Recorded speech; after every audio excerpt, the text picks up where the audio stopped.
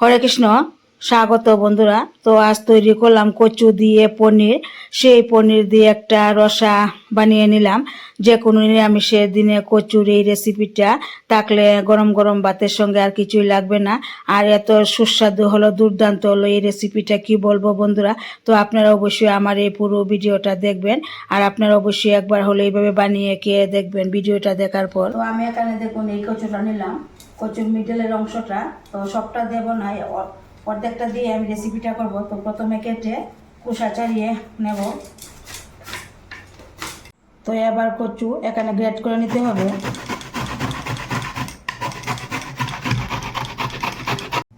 তো এখানে আমি কচুটা গ্রেট করে নিলাম, এইভাবে দেখুন।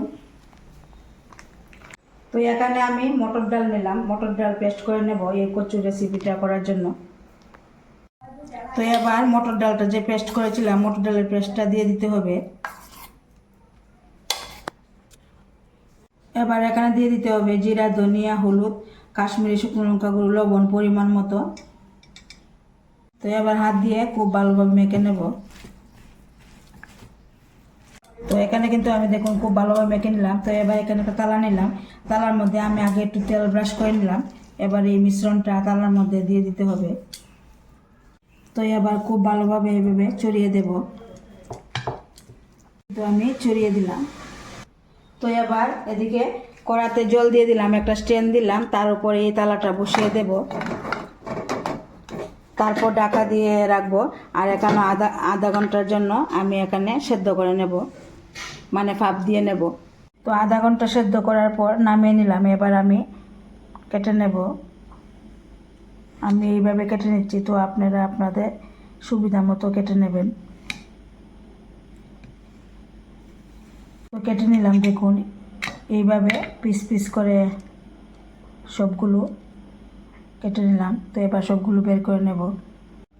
তো দেখুন সবগুলো কিন্তু আমি কেটে নিলাম। তো এবার কড়াতে তেল দিয়ে দিলাম। তো একে একে দিয়ে সবগুলো ভেজে নেব, একদম উল্টিয়ে পাল্টিয়ে লাল লাল করে ভেজে নামিয়ে নেব। তো সবগুলো ভেজে নামিয়ে নিলাম। এবার পুরনে শুকনো লঙ্কা, তেজপাতা দিয়ে একটু হালকা ভেজে নিলাম। এরপর এখানে 5 মশলা আর গোটা গরম মশলা দিয়ে দিলাম। দিয়ে মশলা একটু এখানে হালকা ভেজে নিতে হবে। এবার মশলা এখানে জিরা, ধনিয়া, আদা বাটা, কাঁচা লঙ্কা বাটা দিয়ে দিতে হবে। দিয়ে দিলাম পরিমাণ মতো হলুদ গুঁড়ো, পরিমাণ মতো লবণ দিয়ে এবার মশলা এখানে খুব ভালোভাবে কষিয়ে নিতে হবে। মশলা এখানে কষানো হয়ে গেল। এবার আরেকটু মটর ডাল পেস্ট দিয়ে দিতে হবে। দিয়ে দিলাম। তো মটর ডাল পেস্ট দিয়ে দেওয়ার পর এখানে আবার কিছুক্ষণ ভেজে নিতে হবে মশলার সঙ্গে এই ডালটা। তো ডাল এখানে কিছুক্ষণ ভেজে নিলাম। তো এবার পরিমাণ মতো জল দিয়ে দিতে হবে। জল দিয়ে দিলাম।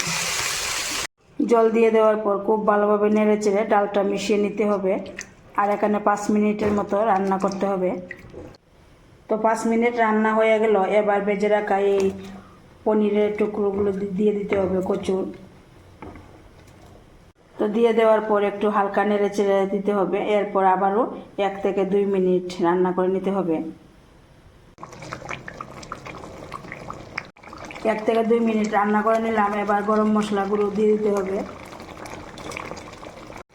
গরম মশলা গুঁড়ো দিয়ে দেওয়ার পর খুব ভালোভাবে গরম মশলা মিশিয়ে নিতে হবে। এরপর নামিয়ে নিতে হবে। তো দেখলেন তো বন্ধুরা, কচুর এই পনিরের রেসিপিটা একদম খুব সহজভাবে কিন্তু তৈরি করে নিলাম। তো কেমন লাগলো আমার এই রেসিপিটা? যদি ভালো লাগে অবশ্যই একটা লাইক দিবেন, শেয়ার করবেন।